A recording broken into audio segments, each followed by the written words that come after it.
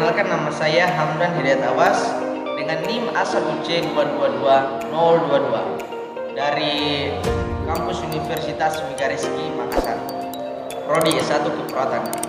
Jadi pada video kali ini saya akan mempresentasikan materi saya tentang pemenuhan kebutuhan nutrisi. Pertama, pengertian nutrisi. Nutrisi adalah suatu proses organisme menggunakan makanan yang dikonsumsi secara normal melalui proses digestif, absorpsi, transportasi, penyimpanan, metabolisme, dan pengeluaran zat-zat yang tidak digunakan untuk mempertahankan kehidupan. Pengertian nutrien. Nutrien adalah zat kimia organik dan non-organik yang ditemukan dalam makanan yang diperoleh untuk penggunaan fungsi tubuh. Di antaranya adalah karbohidrat, protein, lemak, vitamin, dan mineral. Pertama, karbohidrat. Karbohidrat merupakan zat gizi yang terdapat dalam makanan, pada umumnya dalam bentuk amilum. Dibutuhkan tubuh untuk sumber energi. Energi dibutuhkan untuk aktivitas seperti berlari, belajar, bekerja, dan lain-lain. Bahan makanan yang banyak mengandung karbohidrat biasanya adalah makanan pokok seperti beras, gandum, sagu, jagung, kentang, ubi kayu, dan berbagai makanan olahannya, roti, nasi, dan lain-lain. Kedua, protein. Protein merupakan konstituen penting pada semua sel. Jenis nutrien ini berupa struktur nutrien kompleks yang terdiri dari asam-asam amino. Protein akan hidrolisis oleh enzim-enzim proteolitik untuk melepaskan asam-asam amino yang kemudian akan diserap oleh usus. Fungsinya adalah untuk pertumbuhan, pemeliharaan, dan perbaikan jaringan tubuh.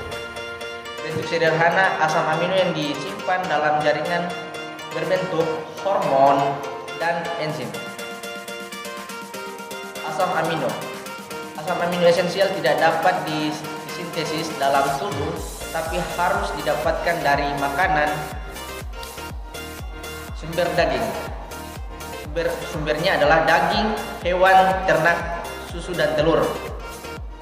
Asupannya 10-15% atau 0,8-1,0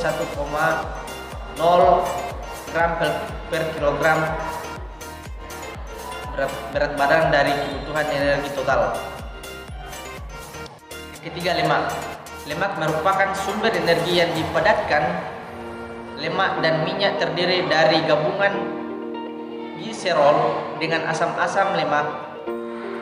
Fungsi lemak itu sendiri adalah lemak berfungsi sebagai sumber energi. Lemak merupakan sumber energi yang dipadatkan dengan memberikan 9 kalori per kilogram, memberikan rasa kenyang, dan sebagai pelarut pembawa vitamin. Cadangan makanan. Pertama, lemak nabati adalah lemak yang berasal dari tumbuhan. Lemak hewani adalah lemak yang berasal dari hewan. Asupan atau kebutuhan 10-25% dari kebutuhan energi total. Keempat, vitamin. Vitamin merupakan komponen mirror tetapi penting bagi bahan pangan. Vitamin dibutuhkan untuk pertumbuhan yang normal, memelihara dan menjaga fungsi tubuh.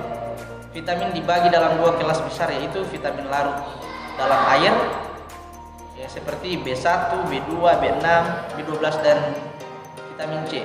Dan vitamin yang dalam larut lemak adalah vitamin A, D, E, dan K. Kelima, mineral. Mineral merupakan unsur esensial bagi fungsi normal sebagian enzim dan sangat penting dalam pengendalian sistem cairan tubuh. Mineral merupakan konstituen esensial pada jaringan lunak, cairan, dan perangkat tubuh. Fungsi mineral yaitu membangun jaringan tulang, mengatur tekanan osmotik dalam tubuh, memberikan elektrolit untuk keperluan otot-otot dan saraf, membuat berbagai enzim. Yang keenam, air. Air merupakan zat makanan paling dasar yang dibutuhkan oleh manusia. Tubuh manusia terdiri atas 50-70% air. Kebutuhan air akan meningkat jika terjadi pengeluaran air, misalnya melalui keringat berlebih, muntah, diare, gejala dehidrasi. Proses suplai makanan ke sel tubuh manusia. Ingesti. Ingesti adalah memasukkan makanan dari luar ke dalam tubuh melalui mulut. Prosesnya, pemasukan makanan ke dalam mulut, port antara otot rangka dan sistem saraf. Pengunyahan, menelan, koordinasi antara lidah, refleks faring dan esofagus serta saraf kranial. Waktunya 5-15 detik. Digesti adalah proses perubahan pemecahan makanan fisik dan kimia makanan untuk dapat diabsorpsi dengan bantuan enzim dan koenzim, diatur oleh hormon dan saraf sehingga menjadi siup. Prosesnya adalah nasi, karbohidrat,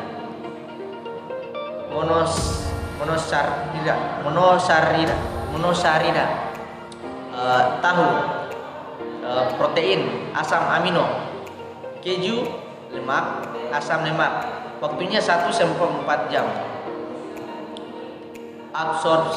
Absorpsi adalah proses masuknya partikel zat-zat makanan dari saluran pencernaan ke dalam pembuluh darah dan limfe, atau proses produk akhir pencernaan saluran pencernaan ke dalam sirkulasi darah limfatik. Prosesnya mayoritas terjadi di usus halus. Gester berupa alkohol dan aspirin. Sistem limfatik, zat makanan yang larut dalam lemak. Kapiler darah, zat makanan yang larut dalam air. Transportasi, proses masuknya zat makanan yang larut dalam lemak maupun air ke dalam sel. Prosesnya, zat yang larut dalam air vaskuler ke vena porta hepatik ke hepar ke sel. Zat yang larut dalam lemak kapiler limfatik ke pembuluh limfe besar ke ductus thoracius ke vena subclavia sinistra atau vena jugularis intema sinistra ke vena cava, ke jantung, dan ke arteri hepatik. Seterusnya ke hepar dan ke sel. Eliminasi, proses eliminasi zat-zat sisa makanan yang tidak tercerna. Faktor yang mempengaruhi pemenuhan nutrisi. Pertama, pengetahuan, kebiasaan, ekonomi, usia, jenis kelamin, tinggi badan, status kesehatan, faktor psikologis, serta stres dan ketegangan, alkohol dan obat. Masalah yang timbul dalam pemenuhan kebutuhan nutrisi. Yang pertama, kekurangan nutrisi. Kekurangan nutrisi merupakan penurunan berat badan akibat ketidakmampuan asupan nutrisi. Kebutuhan metabolisme, tanda klinisnya adanya kelemahan dan nyeri tekanan pada otot, adanya penurunan albumin serum, tinggi badan di bawah ideal, adanya penurunan transferin, berat badan 10-20 di bawah normal. Kelebihan nutrisi. Kelebihan nutrisi merupakan suatu keadaan yang dialami seseorang yang mempunyai risiko peningkatan berat badan akibat asupan kebutuhan metabolisme secara berlebihan. Tanda klinisnya, berat badan lebih dari 10% berat ideal, obesitas lebih dari 20% berat ideal, lipatan kulit trisep lebih dari 15 mm pada pria dan 25 mm pada wanita, adanya jumlah asupan berlebihan, aktivitas menurun atau monoton. Obesitas merupakan masalah peningkatan berat badan yang mencapai lebih dari 20% berat badan normal. Status nutrisinya adalah melebihi kebutuhan asupan kalori dan penurunan dalam penggunaan kalori. Malnutrisi. Malnutrisi adalah keadaan di mana tubuh tidak dapat mendapat asupan gizi yang cukup. Malnutrisi juga disebut keadaan yang disebabkan oleh ketidakseimbangan di antara pengambilan makanan dengan kebutuhan gizi untuk mempertahankan kesehatan. Gejala umumnya adalah berat badan rendah dengan asupan makanan yang cukup atau asupan kurang dari kebutuhan tubuh. Adanya kelemahan otot dan penurunan energi, pucat pada kulit, membran mukosa, konjungtiva, dan lain-lain. Diabetes mellitus. Diabetes mellitus adalah kondisi di mana terdapat tingkat kadar gula atau glukosa yang tinggi dalam darah. Diabetes mellitus merupakan gangguan kebutuhan nutrisi yang ditandai dengan adanya gangguan metabolisme karbohidrat akibat kekurangan insulin atau penggunaan karbohidrat secara berlebihan. Hipertensi. Hipertensi adalah nama lain dari tekanan darah tinggi. Tekanan itu sendiri adalah kekuatan aliran darah dari jantung ke jantung, dari aliran darah jantung yang mendorong dinding pembuluh darah atau arteri. Hipertensi merupakan gangguan nutrisi yang juga disebabkan oleh berbagai masalah pemenuhan kebutuhan nutrisi seperti penyebab dari adanya obesitas serta asupan kalsium, natrium, dan gaya hidup yang berlebihan. Penyakit jantung koroner dan penyakit kanker. Penyakit jantung koroner adalah penyakit yang terjadi ketika adanya penyumbatan parsial aliran darah ke jantung. Penyakit ini merupakan gangguan nutrisi yang sering disebabkan oleh adanya peningkatan kolesterol darah, dan merokok. Penyakit ini sering dialami oleh banyak orang karena perilaku atau gaya hidup yang tidak sehat, obesitas, dan lain-lain. Penyakit kanker. Kanker merupakan nutrisi yang disebabkan oleh konsumsi lemak yang secara berlebihan. Penyakit ini merupakan akibat pertumbuhan tidak normal dari sel-sel jaringan tubuh yang berubah menjadi sel kanker. Penyakit ini dapat menyebabkan kematian ketika sel-sel kanker yang menyebar ke bagian tubuh lainnya. Kwashiorkor. Kwashiorkor adalah salah satu bentuk gizi buruk atau busung lapar yang disebabkan oleh kekurangan gizi protein. Dikenal juga sebagai kekurangan gizi edematous karena tanda dominan yang ditampakkan adalah edema atau penumpukan cairan pada tubuh, terutama pada daerah mata kaki, perut, dan bisa seluruh tubuh. Kondisi lebih sering terjadi pada anak usia 2-3 tahun.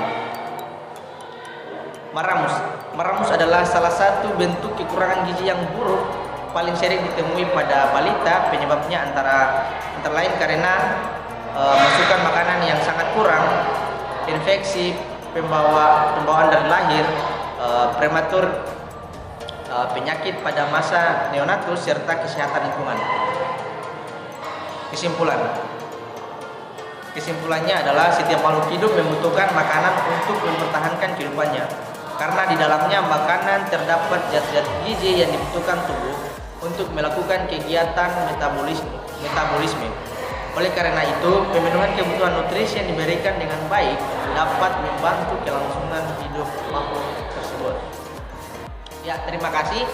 Jadi itulah presentasi dari materi saya tentang pemenuhan kebutuhan nutrisi. Bila ada kekurangan atau kekurangan dari video ini, mohon maaf.